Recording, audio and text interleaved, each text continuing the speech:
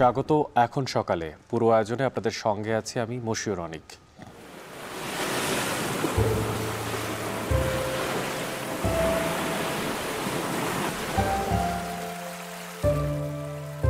ব্যারেজের কারণে কি হয়েছে, ওই মুহুরীর উজানে এবং ভাটিতে পলি জমে গেছে, ভরাট হয়ে গেছে, তো ফলে পানিটা সহজে নামতে পারে নাই। একটা হচ্ছে যে অপরিকল্পিতভাবে বাড়িঘর হয়েছে, আর হচ্ছে খাল দখল হয়েছে পাইকারি হারে। যাদের উপরে দায়িত্ব তারা যদি টাকার বিনিময় দেয় তাহলে আপনি দখল উৎখাত করবেন কেমনে? যদি এই নদ নদী উদ্ধার করতে হয় তাহলে স্ট্রং আইন লাগবে। সাম্প্রতিক বন্যায় পানি বেড়েছে যে গতিতে, কমছে ঠিক তার উল্টো গতিতে।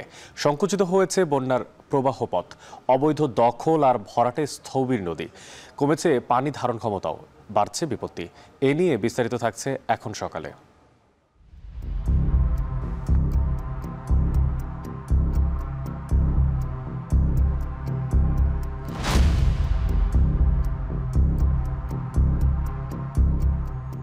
সার্টিফিকেট নিয়ে হাতে থাকে যদি 4-5 জন, আবার অনেকে থাকে তাদের হাতে কোনো সার্টিফিকেট নেই, ওরা এসে ভাঙচুর করে। যদি এভাবে আন্দোলন করতে থাকে বায়ার আমাদেরকে অর্ডার দিবে না, অর্ডার অন্য দেশে নিয়ে যাবে। ট্রিটমেন্ট যদি না দিতে পারি তাহলে আমাদের বেতনটা দিতে পারবে না সঠিক টাইম। তারা এক এক গ্রুপ এক এক গ্রুপ বিভিন্ন জায়গায় গাজীপুর সহ সাভার সহ আসলে আন্দোলন করছে। এটা শ্রমিক লিডার আছে অথবা গার্মেন্টসের ম্যানেজমেন্ট আছে, তাদের সাথে বসে যদি দাবি করা যায় সেই দাবিটা কিন্তু আসলে প্রপার ওয়ে আদায় করা, কথা বলা যায়। শ্রমিকদের আড়ালে পোশাক শিল্পে অরাজকতা সৃষ্টি করার চেষ্টা করছে একটি চক্র। এমন অভিযোগ পোশাক শিল্প মালিকদের।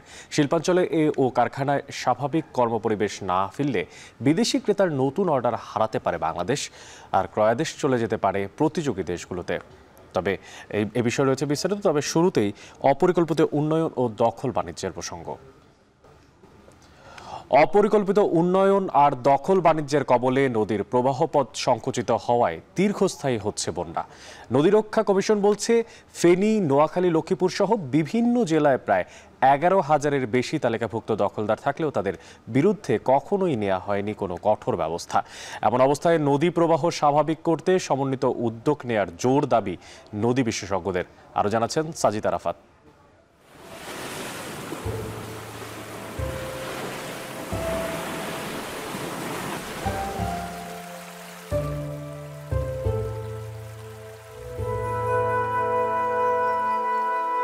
উজানের ঢলে ডোবে ভাটির জনপদ, দুর্দশা বাড়ে বানভাসী মানুষের। সম্প্রতি ভারতের ডমরু বাঁধ খুলে দেয়ায় স্মরণকালের সবচেয়ে ভয়াবহ বন্যার কবলে পড়ে ফেনী, কুমিল্লা, লক্ষ্মীপুর, নোয়াখালী সহ 11 জেলার প্রায় 50 লাখের বেশি মানুষ। গেল কয়েক দশকে দীর্ঘমেয়াদী এমন বন্যার সাক্ষী হয়নি এ অঞ্চলের মানুষ। ক্ষণস্থায়ী বন্যা রূপ নিচ্ছে দীর্ঘমেয়াদে। পলি বয়ে নিয়ে আসা আশীর্বাদের বান এখন হয়ে উঠছে অভিশাপের নাম। কিন্তু কেন এই রূপ পরিবর্তন? নদী বিশেষজ্ঞরা বলছেন, বন্যার পানি বেড়েছে যে গতিতে, কমছে ঠিক উল্টো গতিতে। সংকুচিত হয়েছে বন্যার প্রবাহ পথ, অবৈধ দখল আর ভরাটে স্থবির নদী। কমেছে পানি ধারণ ক্ষমতা, বাড়ছে বিপত্তি। মুহুরী নদী, যেটা ফেনী এর বন্যার জন্য যেটা মূলত দায়ী, সেখানে কিন্তু আমাদের একটা ব্যারেজ আছে, যেটা মুহুরী সেচ প্রকল্প। তাহলে এই ব্যারেজের কারণে কি হয়েছে, ওই মুহুরীর উজানে এবং ভাটিতে পলি জমে গেছে, ভরাট হয়ে গেছে, তো ফলে পানিটা সহজে নামতে পারে নাই। এগুলো অভ্যন্তরীণ ব্যাপার। যে 1972 সালের যে গঠনতন্ত্র আছে যৌথ নদী কমিশনের, এবং তার পরবর্তীতে যে মেকানিজম গড়ে উঠেছে, সেইটা যথেষ্ট না। এটা আরও সুনির্দিষ্টভাবে, আরও কার্যকরভাবে দ্বিপক্ষীয় চুক্তি হওয়া উচিত, যে তারা আমাদেরকে পানির তথ্য জানাবে, বৃষ্টির তথ্য জানাবে, একই সঙ্গে স্থাপনাগুলোর তথ্য তারা জানাবে। নদী গবেষকরা বলছেন, ফেনী নদীর মাধ্যমে জেলার প্রায় 80% পানি বঙ্গোপসাগরে পতিত হয়। তবে এবার নদীর উজান অংশ আগে থেকে দখল হওয়ায় পানি সরতে পারেনি। আর নদী, হাওর, খাল দখলের মতো ঘটনাগুলো দীর্ঘমেয়াদী বন্যার জন্য দায়ী। এ অবস্থার মোকাবিলায় এসব উদ্ধার করার পাশাপাশি দায়ীদের বিরুদ্ধে ব্যবস্থা নেয়ার তাগিদ। বন্যার ইতিহাস নতুন করে লেখা হলে এই উন্নয়নের নামে যেই অরাজকতা করা হলো সেটাও কিন্তু লেখা হবে। সুতরাং এই একই কাহিনী কিন্তু সারা বাংলাদেশে হয়েছে। কুমিল্লা, নোয়াখালীতে 11,500 আওয়ামী দখলদার আছে। এই নোয়াখালীর টোপোগ্রাফিটাই এরকম, যে একটি রাস্তার পাশে সিএনবি খাল, সরকারি খাল, পুকুর আছে, প্রত্যেকটি পুকুরের সাথে স্থানীয় খালের কিন্তু একটি কানেক্টিভিটি ছিল আগে। এগুলো সব ধ্বংস করা হয়েছে। একটা হচ্ছে যে অপরিকল্পিতভাবে বাড়িঘর হয়েছে, আর হচ্ছে খাল দখল হয়েছে পাইকারি হারে। ফেনী লক্ষ্মীপুরের নদী এলাকা ইজারা নিয়ে তৈরি করা হয়েছে মাছের ঘের ও পুকুর। এতে রুদ্ধ হয়েছে পানির স্বাভাবিক চলার পথ। নদীরক্ষা কমিশনের তথ্যমতে দেশের দক্ষিণ পূর্ব অঞ্চলে অবৈধ নদী খাল দখলকারীর সংখ্যা প্রায় 11,000-এরও বেশি। এসব ক্ষমতাধরদের বিরুদ্ধে কখনোই কঠোর ব্যবস্থা নেওয়া যায়নি বলে মন্তব্য সাবেক এই কর্মকর্তার। বাংলাদেশের নদীগুলিকে, নদীর প্রবাহকে ভারত নিয়ন্ত্রণ করতে চায়। যাদের উপরে দায়িত্ব তারা যদি টাকার বিনিময় দেয়, তাহলে আপনি উৎখাত করবেন কেমনে? আমি কোস্ট গার্ডে মামলা করাইছি, সেই মামলা কোথায়? যদি এই নদী উদ্ধার করতে হয় তাহলে স্ট্রং আইন লাগবে। পাহাড়ি ঢল ও অতিবৃষ্টির পানি নামতে না পারায় নিমজ্জিত জনপদকে রক্ষায় যৌথ নদী কমিশন থেকে শুরু করে পানি উন্নয়ন বোর্ড, BIWTA, পরিবেশ অধিদপ্তর সহ সব বিভাগকে সমন্বিত উদ্যোগে কাজ করার তাগিদ নদী বিশেষজ্ঞদের। সাজিদ আরাফাত, এখন, ঢাকা। হঠাৎ শ্রমিক বিক্ষোভে উত্তপ্ত শিল্পনগরী গাজীপুর। সম্প্রতি কর্মবিরতি, মহাসড়ক অবরোধ ও বিক্ষোভ সহ কারখানায় হামলার মতো ঘটনা ঘটে। এতে হুমকির মুখে পড়ে দেশের পোশাক খাত। প্রশ্ন হচ্ছে, শ্রমিকদের পক্ষে করা দাবিগুলো কতটা যৌক্তিক, নাকি শ্রমিকদের আড়ালে কোনো চক্র অস্থিতিশীল করে তুলতে চাচ্ছে পোশাক খাতকে, বিব্রত করতে চায় অন্তর্বর্তী সরকারকে? এ বিষয়ে শিল্প উদ্যোক্তারাই বা কি বলছেন? বিস্তারিত জানার চেষ্টা করেছেন সহকর্মী ইফতেখার রায়হান। ছবি তুলেছেন ফরহাদ আহমেদ বাবু।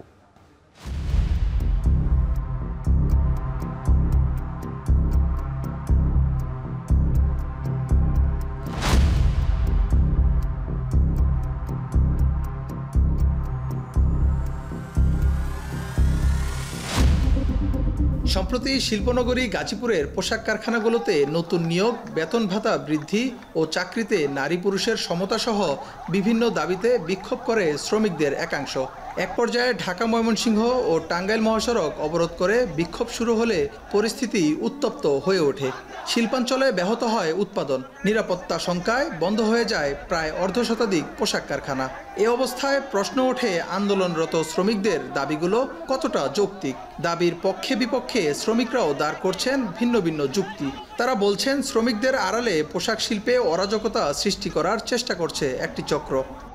বিধবা থাকতে পারে, সেটা একটা যৌক্তিক আলোচনার মাধ্যমে এটা একটা সমাধানের রাস্তা বের করা বিপক্ষেরই প্রয়োজন। যদি এভাবে আন্দোলন করতে থাকে, বায়ার আমাদেরকে অর্ডার দিবে না, অর্ডার অন্য দেশে নিয়ে যাবে। ফ্যাক্টরি মালিক যখন অর্ডার পাবে না, বন্ধ করে দেবে। পরিস্থিতি নিয়ন্ত্রণে জরুরি বৈঠকে বসে BGMEA, BKMEA সহ প্রশাসনের ঊর্ধ্বতন কর্মকর্তারা। বৈঠক শেষে সিদ্ধান্ত আসে পোশাক শিল্পের নিরাপত্তায় পুলিশ, সেনাবাহিনী ও শিল্প পুলিশের যৌথ অভিযান পরিচালনার। নিরাপত্তা নিশ্চিতের আশ্বাসে বৃহস্পতিবার থেকে ধীরে ধীরে স্বাভাবিক হতে থাকে পোশাক কারখানাগুলো। তবে বিচ্ছিন্নভাবে কয়েকটি স্থানে এখনও শ্রমিক বিক্ষোভ হলেও প্রায় সব কারখানায় স্বাভাবিক হয়েছে উৎপাদন কার্যক্রম। শিল্প মালিকরা মনে করেন, পোশাক কারখানায় স্থিতিশীল অবস্থা তৈরি না হলে দেশের এই খাতে কমবে বিদেশি বিনিয়োগ, সংকটের সুযোগ নিবে পার্শ্ববর্তী দেশগুলো। তাই দ্রুত পুলিশসহ আইনশৃঙ্খলা বাহিনীকে মাঠ পর্যায়ে সক্রিয় করার দাবি করেন মালিকরা। আন্দোলন হলে আমাদেরই ক্ষতি, সঠিক টাইমে আমরা শিপমেন্ট দিতে পারবো না, আর অফিস বন্ধ থাকবে তখন, আর আমরা সঠিক টাইমে শিপমেন্ট যদি না দিতে পারি তাহলে আমাদের বেতনটা দিতে পারবে না সঠিক টাইমে। এখন এগুলোর মধ্যে কারা আছে আমরা কেমনে বলবো? সার্টিফিকেট নিয়ে হাতে থাকে যদি 4-5 জন, আবার অনেকে থাকে তাদের হাতে কোনো সার্টিফিকেট নেই, ওরা আসে ভাঙচুর করে। এরা আসলে শ্রমিক বেশে বহিরাগত। এদের উদ্দেশ্যটা আসলে কি? তাদের কোনো লিডারশিপও নেই, কোনো লিডারও নেই পার্টিকুলার কোনো। তারা এক এক গ্রুপ বিভিন্ন জায়গায় গাজীপুর সহ সাভার সহ আসলে আন্দোলন করছে। গত 2 সেপ্টেম্বর বহিরাগতদের হামলা ও ভাঙচুরের শিকার হওয়া দুটি পোশাক কারখানা কর্তৃপক্ষের মুখোমুখি হয় এখন টেলিভিশন। জানতে চাওয়া হয় প্রকৃত ঘটনা কি। যৌক্তিক হইল, আমি মনে করি দাবি আদায় এইভাবে হয় না। এটা শ্রমিক লিডার আছে অথবা গার্মেন্টসের ম্যানেজমেন্ট আছে, তাদের সাথে বসে যদি দাবি করা যায়, সেই দাবিটা কিন্তু আসলে প্রপার ওয়ে আদায় করা, কথা বলা যায়। শ্রমিক আন্দোলনের আড়ালে বহিরাগতদের হামলা থেকে কারখানা রক্ষায় নিজস্ব নিরাপত্তা কর্মী দিয়ে পাহারা বসিয়েছে কারখানা কর্তৃপক্ষ। শিল্প কারখানায় সংগঠিত নৈরাজ্য বিশৃঙ্খলা ও ভাঙচুর ঠেকাতে প্রতিদিনই বিসিক এলাকায় অবস্থান কর্মসূচি পালন করছে বিএনপি ও অঙ্গ সংগঠনের নেতাকর্মীরাও। আমরা গার্মেন্টস শ্রমিকদের পক্ষে, গার্মেন্টস মালিকদের পক্ষে কাজ করে যাচ্ছি, যাতে কোনো নৈরাজ্য, কোনো বিশৃঙ্খলা এখানে সৃষ্টি কেউ না করতে পারে। এদিকে কারখানায় নিয়োগের ক্ষেত্রে নারী পুরুষের বৈষম্যের দাবি উড়িয়ে দিয়ে শিল্পোদ্যোক্তারা বলেন, স্বভাবগতভাবেই সুই সুতোর কাজে নারীরা পারদর্শী, পাশাপাশি বায়ারদের চাপ আছে নারী শ্রমিক বাড়ানোর বিষয়ে, আর পুরুষরা এই কাজে দক্ষও নয়। এ কারণে পুরুষের তুলনায় নারী শ্রমিকের সংখ্যা বেশি। নারীদের নিডল পয়েন্টের ওয়ার্ক খুব প্রিসাইজ হয়, যেটার কারণে বাংলাদেশে অর্ডারও বেশি আসে। আমাদের মেয়েদের মধ্যে কিন্তু ওই এক জায়গায় বসে কাজ করার যে ধৈর্য বা প্রবণতাটা, এটা ছেলেদের চেয়ে অনেক বেশি থাকে। সিসিটিভি ক্যামেরার ভিডিও চিত্রে দেখা যায় কয়েকজন যুবক লাঠিসোঁটা হাতে পোশাক কারখানায় হামলা চালাচ্ছে। মূল ফটক ভেঙে কারখানার ভেতরে ঢুকে ভাঙচুর করা হচ্ছে বিভিন্ন স্থাপনা ও জিনিসপত্র। হামলার প্রমাণ মুছে ফেলতে এক পর্যায়ে ভেঙে ফেলা হয় সিসিটিভি ক্যামেরাও। পরিস্থিতি সামাল দিতে কারখানা ছুটি ঘোষণা করে মালিকপক্ষ। শিল্প পুলিশের তথ্য মতে গাজীপুরে 2000-এর বেশি তৈরি পোশাক কারখানা রয়েছে। এতে কাজ করে অন্তত 22 লাখ শ্রমিক। ইফতেখার রায়হান, এখন গাজীপুর। দেশের বাণিজ্যিক ব্যাংক থেকে নগদ টাকা তোলার সীমার ওপর নিষেধাজ্ঞা তুলে নিয়েছে বাংলাদেশ ব্যাংক। এতে আজ থেকে ব্যাংকে যে কোনো অঙ্কের নগদ তুলতে পারবেন গ্রাহকরা। শনিবার কেন্দ্রীয় ব্যাংক থেকে এই নিষেধাজ্ঞা তুলে নেওয়া হয়। এর আগে গেল 5 সপ্তাহ নগদ টাকা তোলায় সীমানা বেঁধে দিয়েছিল বাংলাদেশ ব্যাংক। কারণ হিসেবে গণ অভ্যুত্থানের পর ব্যাংক পাড়ায় অস্থিরতা ও টাকা লেনদেনে নিরাপত্তার বিষয়টি জানায় কেন্দ্রীয় ব্যাংক। পুলিশের উপস্থিতি কম থাকায় ব্যাংকগুলো নিরাপত্তাহীনতায় ভোগে। ফলে ব্যাংক ও গ্রাহকদের নগদ অর্থ তোলায় নিষেধাজ্ঞা দেয় কেন্দ্রীয় ব্যাংক। প্রথম সপ্তাহে ব্যাংক থেকে চেকে 1 লাখ টাকা ও বুথ থেকেও টাকা তোলার ক্ষেত্রে সীমানা বেঁধে দেয় ব্যাংকগুলো। গত সপ্তাহ পর্যন্ত পরিস্থিতি বিবেচনায় টাকার পরিমাণ 5 লাখ টাকা পর্যন্ত বাড়ানো হয়। এছাড়া ডিজিটাল লেনদেন বরাবরের মতোই স্বাভাবিক থাকবে।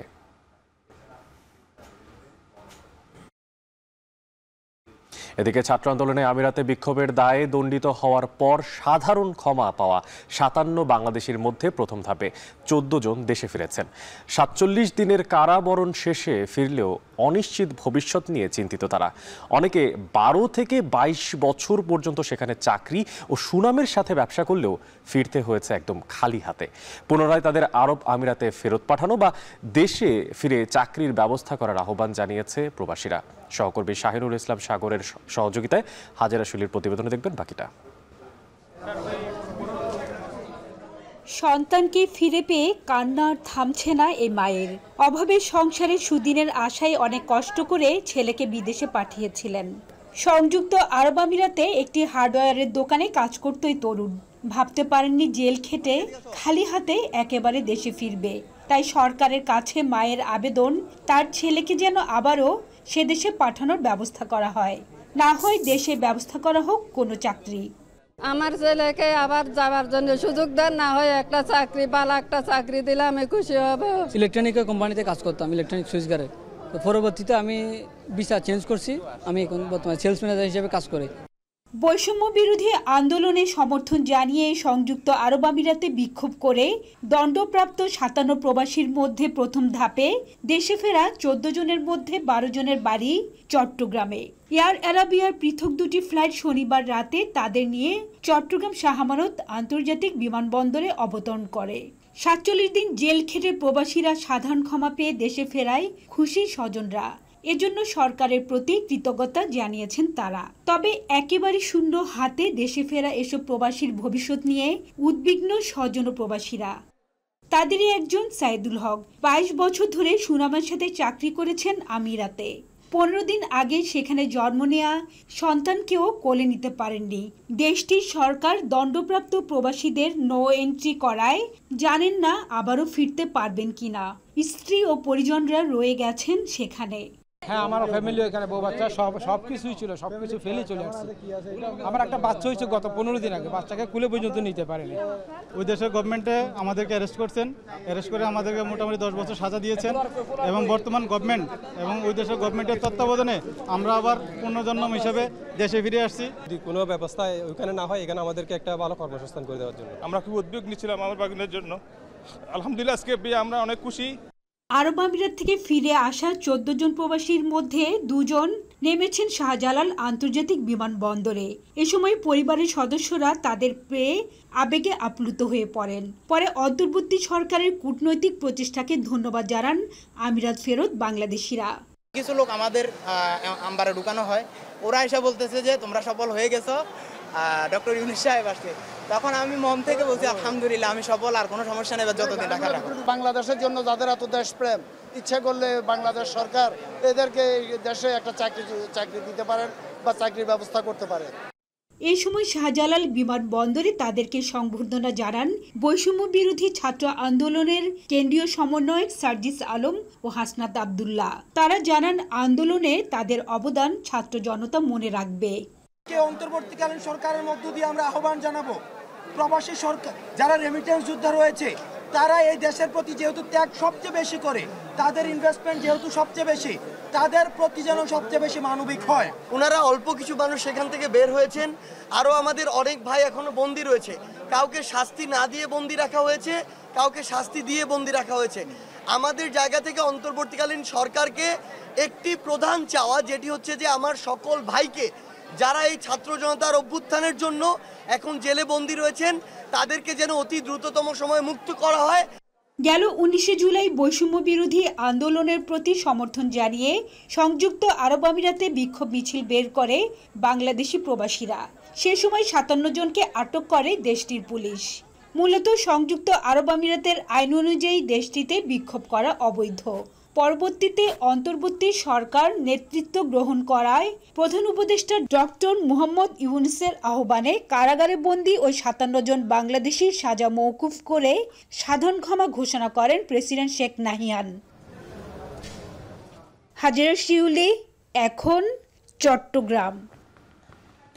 2020 সালে করোনায় আক্রান্ত রোগীদের সেবা নিশ্চিতে ডিএনসিসি মার্কেটকে কোভিড হাসপাতালে রূপ দেওয়া হয়। এরপরে সময় সময় নিপা ভাইরাস, ডেঙ্গু রোগীদের সেবা দিয়ে আসছে হাসপাতালটিকে। এটি পূর্ণাঙ্গ হাসপাতালের কথা বলা হলেও সিটি কর্পোরেশন ও স্বাস্থ্য অধিদপ্তরের সমন্বয়হীনতায় সেটা করা সম্ভব হয়নি। যদিও স্বাস্থ্য অধিদপ্তর বলছে সিটি কর্পোরেশনের সম্মতি না দেয়ায় আটকে আছে পূর্ণাঙ্গ হাসপাতালের সিদ্ধান্ত। বিস্তারিত দেলোয়ার দোলনের প্রতিবেদনে। 2020 সালে করোনা রোগী শনাক্তের পর সংক্রমণের সাথে পাল্লা দিয়ে বাড়তে থাকে মৃত্যু। জরুরি ভিত্তিতে মাত্র 20 দিনে ডিএনসিসির মার্কেটটিকে কোভিড ডেডিকেটেড হাসপাতালে রূপ দেওয়া হয়। এতে চিকিৎসা পায় বহু মানুষ। করোনা সংক্রমণ কমে গেলে 2022 সালে হাসপাতালটিতে ডেঙ্গু চিকিৎসা দেয়া শুরু হয়। একই সাথে তখন দেশের 28 জেলায় ছড়িয়ে পড়া নিপা ভাইরাসজনিত জ্বরেরও চিকিৎসা দেওয়া হয় হাসপাতালটিতে। বর্তমানে ডেঙ্গু রোগীদের সেবা দেওয়ার পাশাপাশি স্বল্প পরিসরে বহির্বিভাগে সেবা চালু করা হয়েছে। এই হাসপাতালে আগত রোগীরা প্রতিদিন মেডিসিন, গাইনি এবং হৃদরোগ বিশেষজ্ঞ ডাক্তারের পরামর্শ নেওয়ার সুযোগ রয়েছে। এছাড়াও সপ্তাহে 2 দিন শিশুরোগ বিশেষজ্ঞ এবং সপ্তাহে 1 দিন চর্মরোগ বিশেষজ্ঞ ডাক্তারের পরামর্শ নেওয়ার সুযোগ থাকছে। বহির্বিভাগে আসা রোগীরা প্রয়োজনে কিছু বিভাগে ভর্তিরও সুযোগ পাচ্ছেন। তবে সেবার পরিধি আরও বাড়ানোর দাবি উপকারভোগীদের। এই যে আসছি, টিকিট পেয়ে গেছি, এখন বসে রয়েছি, দেখাবো, ডক্টর দেখিয়ে যাব। অন্য জায়গায় নিয়েছিলাম, ওখান থেকে আমি আবার এখানে আছি, প্রাইভেট থেকে আবার এই সরকারি হসপিটাল আছে। সব মিলে যদি যে বিভাগগুলো আছে আরও যদি বিভাগগুলো থাকে তাহলে সবার জন্য সুবিধা হবে, এলাকার মানুষগুলো সহজে ডাক্তার দেখাতে পারবে। করোনার প্রকোপ কমার পরপরই হাসপাতালটিকে পূর্ণাঙ্গ জেনারেল হাসপাতালে রূপ দেওয়ার পরিকল্পনা নেয় উত্তর সিটি কর্পোরেশন। তবে নানা জটিলতায় এখনও 11 কাঠা জমির উপর নির্মিত 6 তলা ভবনটি একরকম ফাঁকাই পড়ে রয়েছে। অযত্নে নষ্ট হচ্ছে চিকিৎসা সরঞ্জাম। পর্যাপ্ত চিকিৎসক সহ স্বাস্থ্যকর্মী না থাকলে সেবার পরিধি বাড়ানো সম্ভব নয়। সেবার বিস্তৃতি বাড়াতে কাজ চলছে বলে জানালেন হাসপাতালটির পরিচালক। ঊর্ধ্বতন কর্তৃপক্ষ, মন্ত্রণালয় এবং তারা এই ব্যাপারটা নিয়ে অবশ্যই চিন্তাভাবনা করছেন। ভবিষ্যতে এই হাসপাতালটাকে হয়তো বা একটা জেনারেল হাসপাতালে কনভার্ট করতে পারেন কিনা সেই ব্যাপারটা নিয়ে অবশ্যই তারা একটা চিন্তাভাবনার পর্যায়ে আছে। পর্যায়ক্রমে আমাদের ডাক্তার প্রাপ্তির সাপেক্ষে অন্যান্য ডিপার্টমেন্টগুলো আউটডোরে আমরা চালু করার চিন্তাভাবনা আছে। এদিকে স্বাস্থ্য অধিদপ্তর বলছে সিটি কর্পোরেশনের সম্মতি না পেলে একে পূর্ণাঙ্গ হাসপাতালে রূপ দেওয়া সম্ভব নয়। পরিপূর্ণ সেবা নিশ্চিতের আগে প্রয়োজন কাঠামোগত পরিবর্তন। ফিক্সড জব স্ট্রাকচার বা যে অর্গানোগ্রাম সেগুলো তৈরি করা হয়নি। অনেক প্রকার নিয়ম নীতিকে আমরা মানতে পারিনি, না মেনে জনগণের স্বার্থে এটা আমরা চালু করেছি। বিল্ডিংটা সিটি কর্পোরেশনের জনগণ, তাই না? আপনারা এখানে দেখেন যে চিকিৎসক হয়তো আমরা অ্যাটাচমেন্টে দিচ্ছি, আমার তো এখানে সেনাবাহিনীর সহায়তা আছে আমাদের এখানে। তো 3 ধরনের এই যে সামঞ্জস্য, এটা আমরা এখনও গুছিয়ে উঠতে পারিনি। স্বাস্থ্য ও চিকিৎসা সেবার ক্ষেত্রে রেফারেল পদ্ধতি চালু না হলে সংকট মিটবে না বলে মনে করেন বিশেষজ্ঞ চিকিৎসক। তাই সঠিক পরিকল্পনার প্রেক্ষিতে হাসপাতালটি ঢেলে সাজানোর পরামর্শ তার। যেই সুবিধাটা এখন ডিএনসিসি বহির্বিভাগে আছে, সেই সুবিধাটা ওয়ার্ড ভিত্তিক করা উচিত। আর এখানে এমার্জেন্সি বিভাগ থাকতে হবে, কারণ জরুরি রোগী যখন আসে তখন তার জন্য অনেকগুলো ডিপার্টমেন্ট মিলে সেবাটা দরকার হতে পারে। ব্লাড ব্যাংক লাগবে, অক্সিজেন লাগবে, অর্থোপেডিক বিভাগ লাগতে পারে, নিউরোলজি বিভাগ লাগতে পারে, নিউরোসায়েন্স লাগতে পারে। কাজেই প্রত্যেকটা হাসপাতালে জরুরি বিভাগ থাকতে হবে, কিন্তু আউটডোরের সুবিধাটা অবশ্যই বিকেন্দ্রীকৃত করতে হবে, শুধুমাত্র হাসপাতালে রাখলে চলবে না। বিশেষায়িত এই হাসপাতালের প্রতিটি শয্যায় রয়েছে সেন্ট্রাল অক্সিজেন। এখানকার উন্নত চিকিৎসা যন্ত্র দেশের প্রথম সারির বহু হাসপাতালেই নেই। এসব সুবিধা কাজে লাগিয়ে একটি পূর্ণাঙ্গ হাসপাতাল ঘোষণার দাবি এলাকাবাসীর। দেলোয়ার দোলন, এখন, ঢাকা। এখন সকালে নিচ্ছে একটা বিরতি, ফিরছি একটু পরেই, সাথেই থাকুন।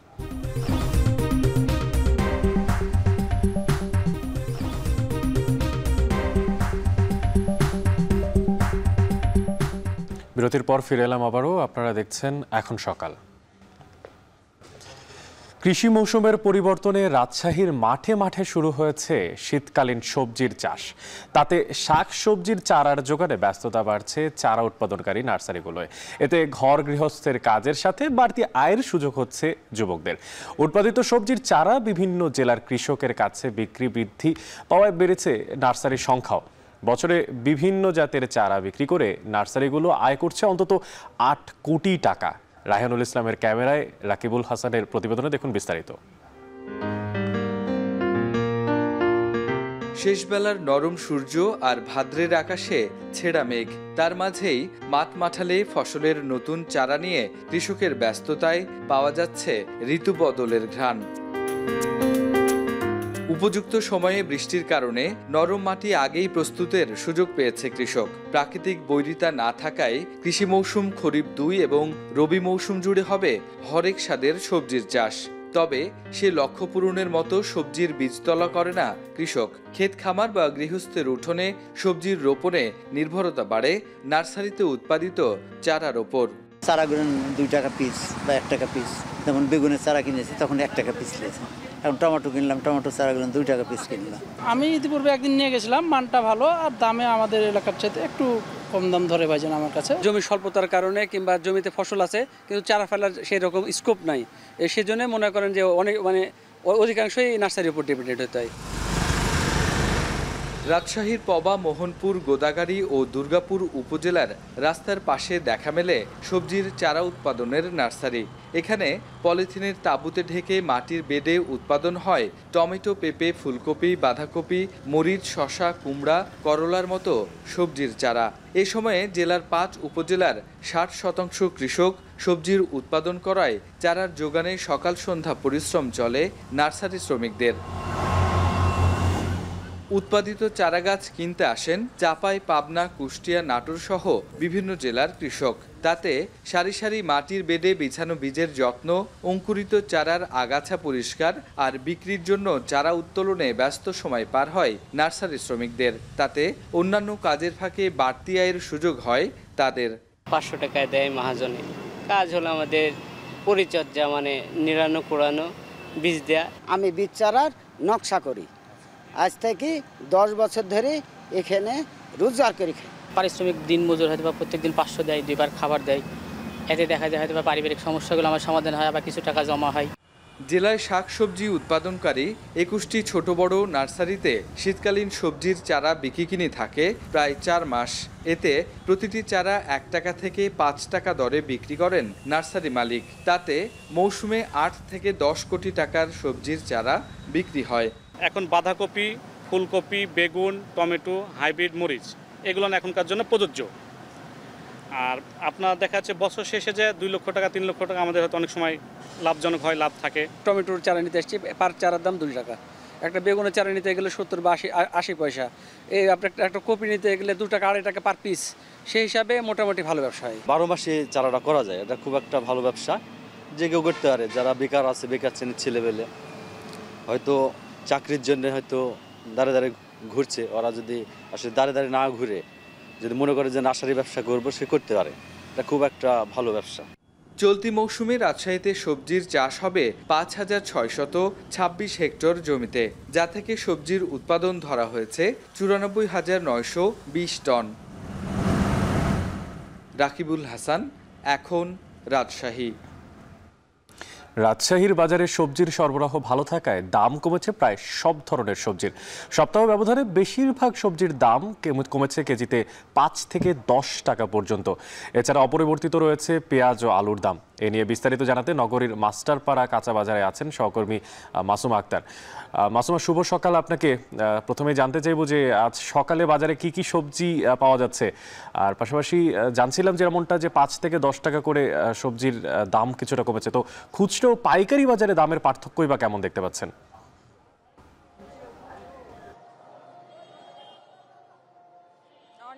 শুভ সকাল।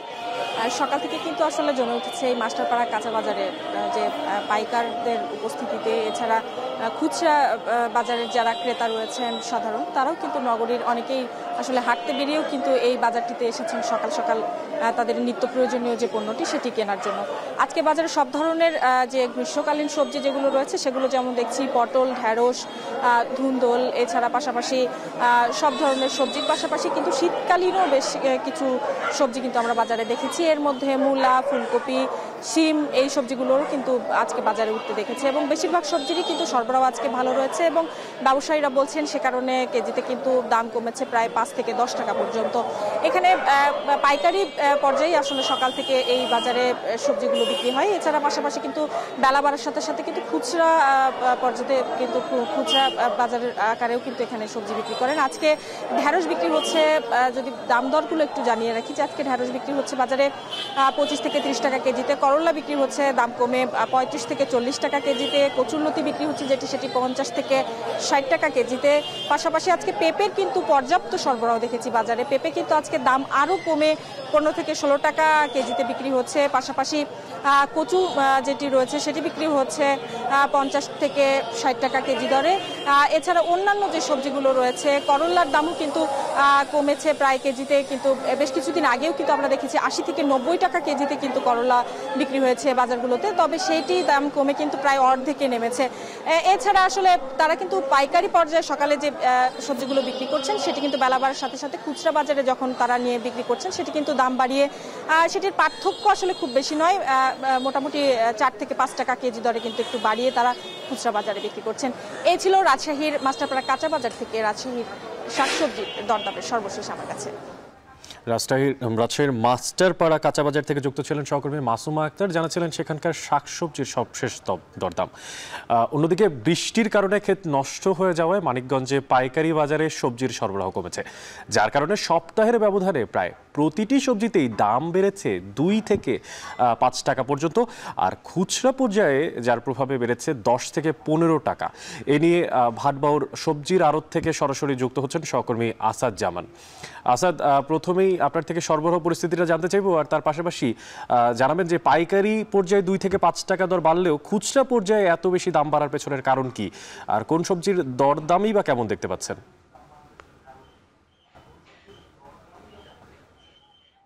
অনেক, আপনি যেমনটি বলছিলেন, আপনার প্রশ্নের উত্তর যদি দিতে চাই যে খুচরা বাজারের চেয়ে পাইকারি বাজারের সাথে তারতম্যটা বেশি কেন?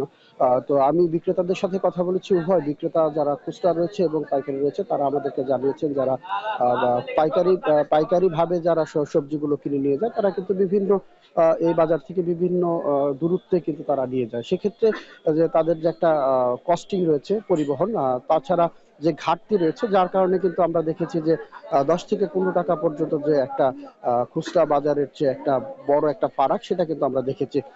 কারণ সবজি নষ্ট হওয়া থেকে শুরু করে, কারণ এখান থেকে যারা সবজি কিনে নিয়ে যায় তারা অনেক সময় দেখা গিয়েছে যে একত্রে বিক্রি করতে পারে না, সেগুলো যখন থেকে যায় নষ্ট হয়ে যায় যার কারণে কিন্তু তাদের 10 থেকে 15 টাকাতে বেশি বিক্রি করছে। আমি এখন রয়েছি ভাটবর সবজির আড়তে। সবজির সরবরাহ কিন্তু বেশ কমেছে বলে আমাদেরকে বিক্রেতারা জানিয়েছেন। কারণ হিসেবে তারা বলছেন যে বেশ কয়েকদিন আগে যে বৃষ্টি হয়েছে, আর এছাড়া যে এই যে শীতকালীন শীতকালীন যে সবজিগুলো এটা প্রায় কিন্তু 1-2 সপ্তাহের মধ্যে চলে আসবে, যার কারণে যে গ্রীষ্মকালীন যে সবজিগুলো সেগুলো কিন্তু বেশ সংকট রয়েছে বলে আমাদেরকে ব্যবসায়ীরা জানিয়েছেন। যার কারণেই সপ্তাহে ব্যবধানে 2 থেকে 5 টাকা পর্যন্ত সবজির দাম বেড়েছে। আজকের বাজার দর সম্পর্কে যদি একটু বলতে চাই, পটল বিক্রি হচ্ছে 32 টাকা, করলা 50 টাকা, ঢেঁড়স 40 টাকা, শসা বিক্রি হচ্ছে 20 টাকা কেজিতে, আলু 48 থেকে 50 টাকা, লেবু বিক্রি হচ্ছে 10 টাকা হালিতে, বেগুন রয়েছে 35 টাকা কেজিতে আমরা বিক্রি করতে দেখেছি, আর ধুন্দুল যেটা সেটা হচ্ছে 20 টাকা বিক্রি হচ্ছে, আর মরিচ কাঁচা মরিচ 130 টাকা এবং পেঁয়াজ 102 টাকা। আর এই যে পাইকারির বাজার দর, এর খুচরা বাজার দর কিন্তু দেখা গিয়েছে যে এর চেয়ে বেশি দামে বিক্রি হচ্ছে। যেমন 10 থেকে 15 টাকা বেড়েছে, পটল বিক্রি হচ্ছে 50 টাকায়, করলা 60 টাকায়। তো এরকম করে প্রত্যেকটা সবজিতে 10 থেকে 15 টাকা করে বেশি বিক্রি হচ্ছে। তো অনেক এই ছিল আমার কাছে সবজির বাজার থেকে সবশেষ সংবাদ। সহকর্মী আসাদ যেমন যুক্ত ছিলেন মানিকগঞ্জ থেকে, জানাচ্ছিলেন সেখানকার শাকসবজির সবশেষ দরদাম। এখন সকালে নিচ্ছি আরও একটা বিরতি, ফিরছি একটু পরেই, সাথেই থাকুন।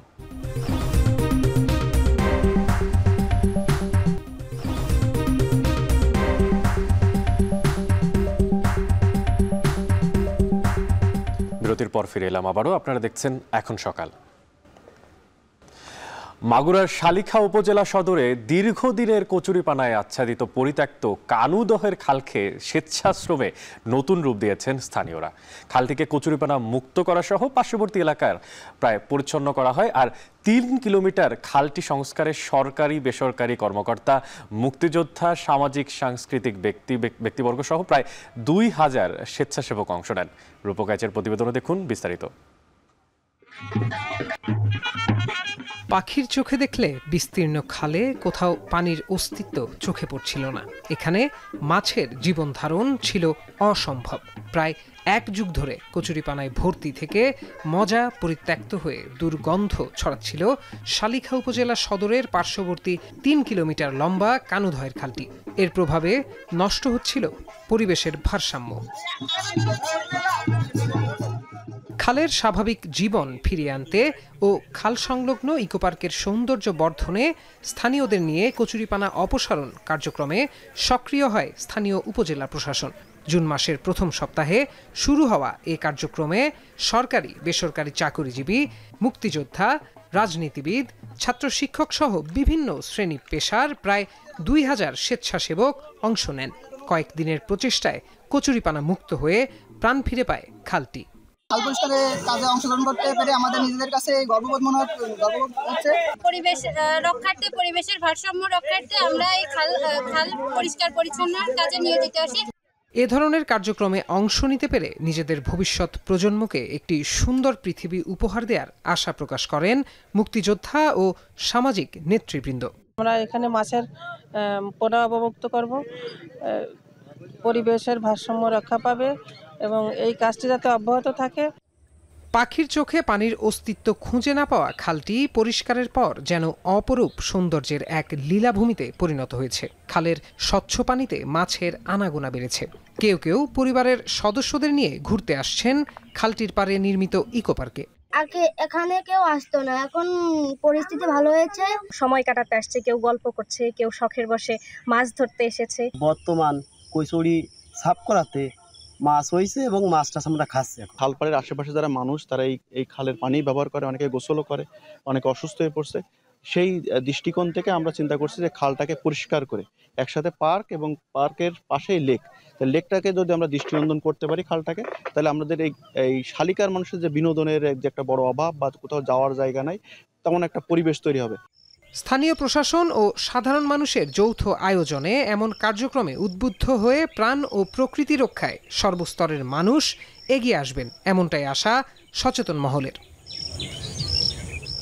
এখন মাগুরা। এদিকে চুয়াডাঙ্গা বাস মালিক সমিতি ও ইজি বাইক চালকদের দ্বন্দ্বের জেরে চুয়াডাঙ্গা মেহেরপুর আঞ্চলিক মহাসড়কে লোকাল বাস চলাচল বন্ধ করে দেয় বাস মালিক ও মোটর শ্রমিক ইউনিয়ন। বাস বন্ধ থাকায় জরুরি প্রয়োজনে আশেপাশের জেলায় যেতে যাত্রীরা ভোগান্তির শিকার হচ্ছেন। এ বিষয়ে জানাতে শহরতলির চুয়াডাঙ্গা মেহেরপুর বাস স্ট্যান্ড থেকে যুক্ত হচ্ছেন সহকর্মী অনিক চক্রবর্তী। অনিক, জানাবেন যে এই যে লোকাল বাস বন্ধ, তাতে করে যাত্রীদের ভোগান্তি কেমন দেখতে পাচ্ছেন, আর বাস চলাচল স্বাভাবিকে খুব দ্রুত কোনো সমঝোতায় পৌঁছাতে পারে কিনা, কি তথ্য আছে আপনার কাছে? অনেক আসলে চুয়াডাঙ্গা আঞ্চলিক যে চুয়াডাঙ্গা মেহেরপুর যে আঞ্চলিক মহাসড়ক রয়েছে, সেই মহাসড়কে কিন্তু আসলে বাস চলাচল আসলে বন্ধ রয়েছে।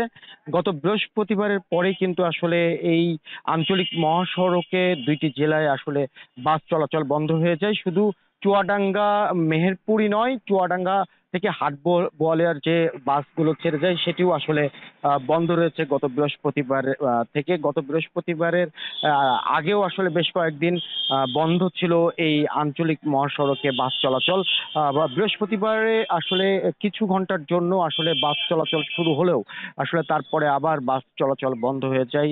এই দুই জেলার সাথে বাস চলাচল বন্ধ হওয়ার ফলে সাধারণ যারা মানুষ আছে, সাধারণ যারা যাত্রী আছে, তারা কিন্তু চরম আকারে আসলে ভোগান্তির শিকার হয়েছে। পাশাপাশি আমি আরেকটি বিষয় জানিয়ে রাখি, আমার সাথে বেশ কয়েকজন বাস মালিকের কথা হয়েছিল এবং শ্রমিক নেতাদের কথা হয়েছিল। তারা বলছে যে অটো এবং সিএনজি যারা চালক আছে, এই অটো সিএনজির নৈরাজ্যর কারণেই আসলে তারা আসলে দুই জেলার সাথে বাস চলাচল বন্ধ রেখেছে। যতদিন না পর্যন্ত আসলে এই নৈরাজ্য ঠেকাতে সমাধান না আসবে, ততদিন পর্যন্ত আসলে এই বাস চলাচল বন্ধ থাকবে। এরই মধ্যে কিন্তু আজ জেলা প্রশাসকের কার্যালয়ে এই বাস মালিক সমিতি এবং শ্রমিক ইউনিয়নের যারা নেতৃবৃন্দ আছে তাদের সাথে জেলা প্রশাসক বসার কথা রয়েছে। সেখানে আসলে সমাধান হওয়ার কথা রয়েছে। আসলে যদি সমাধান হয় তবে আসলে চুয়াডাঙ্গা এবং মেহেরপুরের সাথে আবার বাস চলাচল স্বাভাবিক হবে। আর যদি সমাধান না হয়, বা শ্রমিক ইউনিয়ন নেতা এবং বাস মালিক নেতারা বলছেন যে আসলে তারা বাস চলাচল এখনো বন্ধ রাখবেন। তো সব থেকে বড় কথা, যাত্রীরা কিন্তু ভোগান্তিতে আছে। দূরপাল্লার বাস চলাচল বন্ধ থাকার কারণে কিন্তু আমরা দেখেছি যে অটো এবং বিভিন্ন যানবাহনে আসলে যাত্রীরা চলাচল করছে। এছাড়া একটা বিষয়, এই আঞ্চলিক মহাসড়কে লোকাল বাস চলাচল বন্ধ থাকলেও কিন্তু ঢাকার সাথে যেই বাস চলাচল গুলো করে, সেই বাসগুলো কিন্তু চলাচল করছে। তো অনেক আমার কাছে সর্বশেষ পরিস্থিতি এই ছিল চুয়াডাঙ্গা বাস স্ট্যান্ড থেকে। চুয়াডাঙ্গা মেহেরপুর আঞ্চলিক মহাসড়কে বন্ধ রয়েছে লোকাল বাস চলাচল, আর এতে করে সেখানকার ভোগান্তির খবর সবশেষ জানাচ্ছিলেন সহকর্মী অনিক চক্রবর্তী। এখন সকালে নিচ্ছি আরও একটা বিরতি, ফিরছি একটু পরেই, সাথেই থাকুন।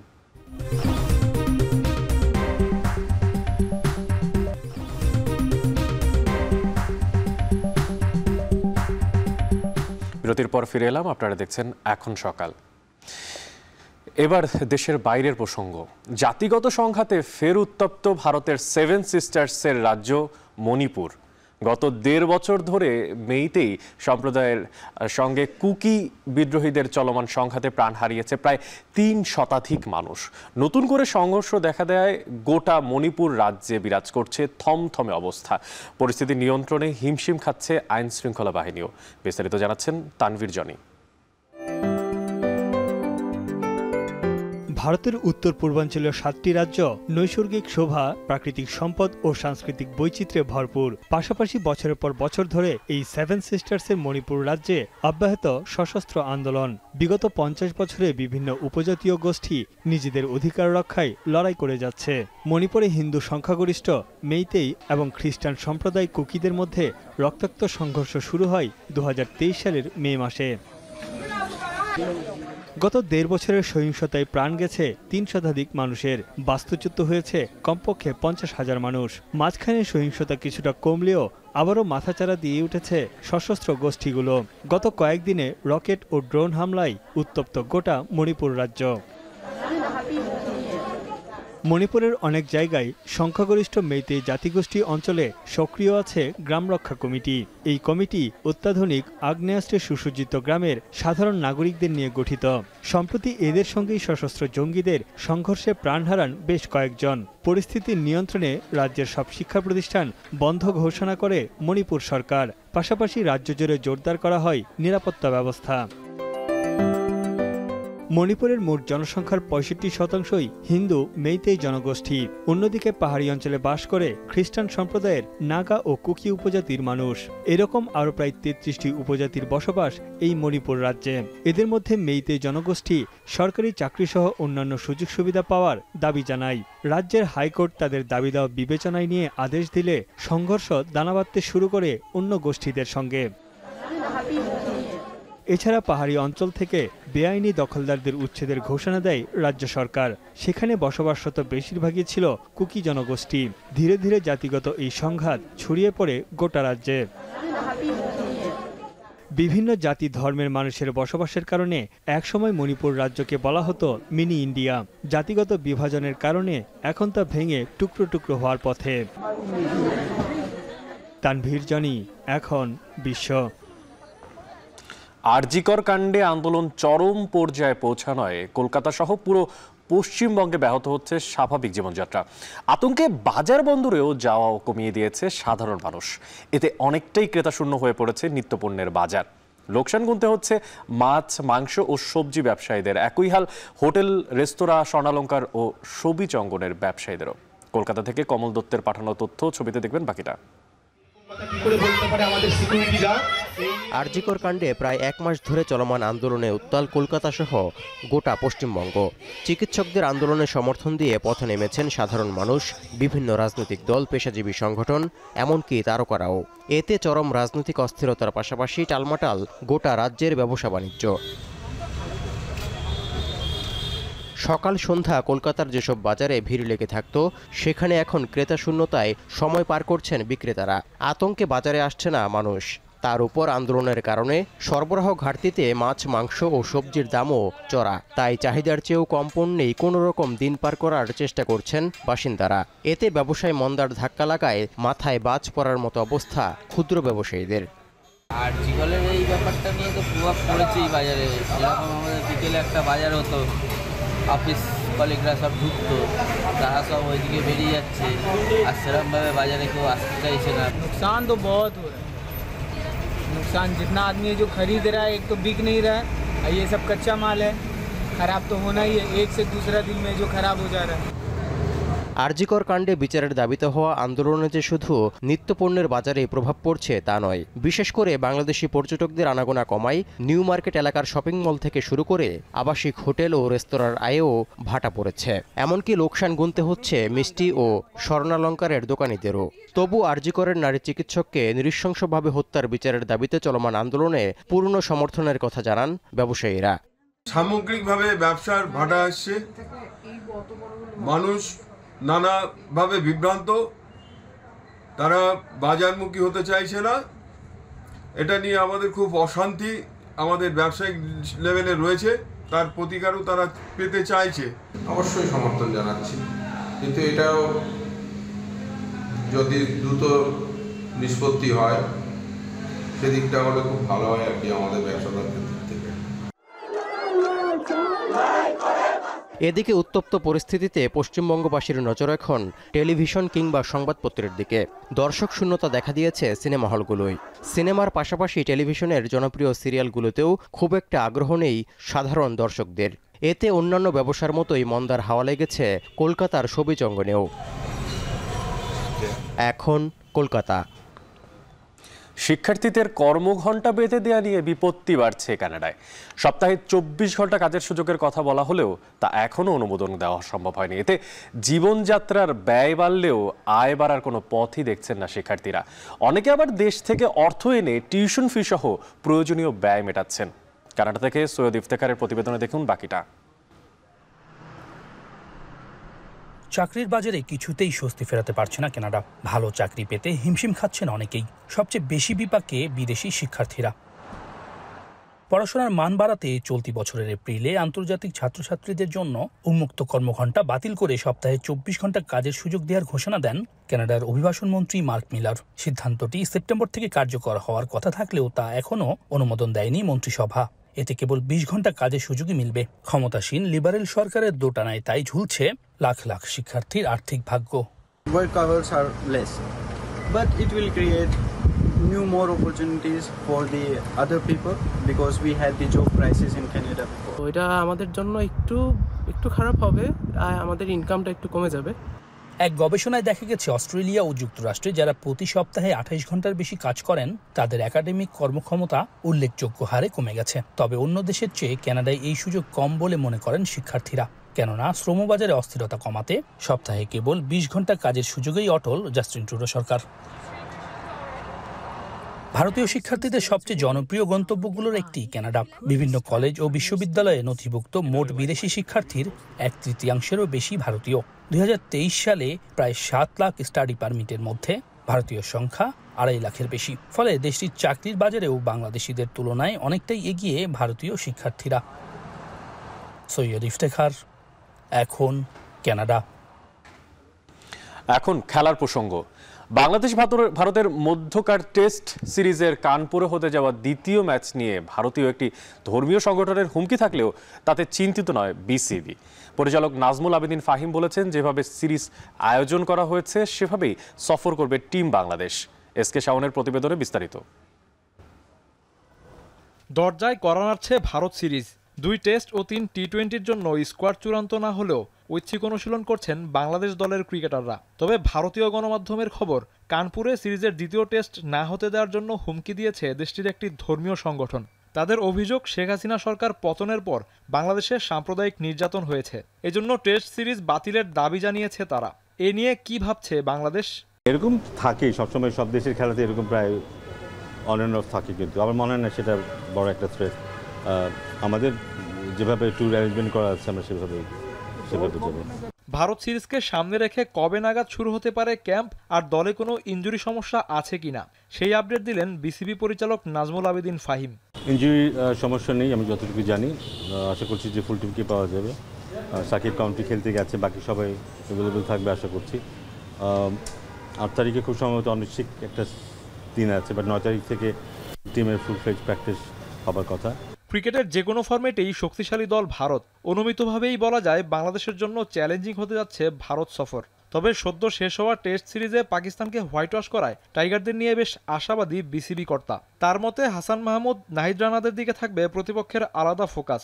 ইন্ডিয়া আগের তুলনায় বাংলাদেশকে আরও সমীহ করবে, আর একটু প্ল্যান্ড ওয়েতে খেলার চেষ্টা করবে। আগে হয়তো যতটা যেভাবে বাংলাদেশকে দেখতে সেভাবে দেখবে না। চান্ডিকা হাথুরু সিংহের কোচিংয়ে বাংলাদেশ পাকিস্তানকে হোয়াইট ওয়াশ করলো লঙ্কান কোচের দায়িত্বে থাকা নিয়ে রয়েছে শঙ্কা। কারণ বিসিবি সভাপতি তাকে জাতীয় দলের হেড কোচ হিসেবে রাখার কোনো যৌক্তিকতা দেখেন না। ভারত সিরিজের জন্য শুরু হতে যাওয়া বাংলাদেশের ক্যাম্পে হাথুরু সিংহে কি থাকছেন? হেড কোচ আসবেন, এখানেই আসবেন। দলের সবাই বাংলাদেশ থেকে ভারতে গেলেও হত্যা মামলার খড়গ মাথায় নিয়ে সাকিব আল হাসান ইংল্যান্ড থেকে ভারতে গিয়ে দলের সঙ্গে যোগ দেবেন। এসকে শাওন, এখন, ঢাকা। শেষ করছি এখন সকাল। এখন টেলিভিশন ওয়েবসাইটে দেখতে ভিজিট করুন www.ekon.tv। এছাড়া এখন টেলিভিশন ফেসবুকে দেখতে ভিজিট করুন facebook.com/tv.ekon এবং ইউটিউবে এখন টেলিভিশন দেখতে ভিজিট করুন youtube.com/c/ekontv।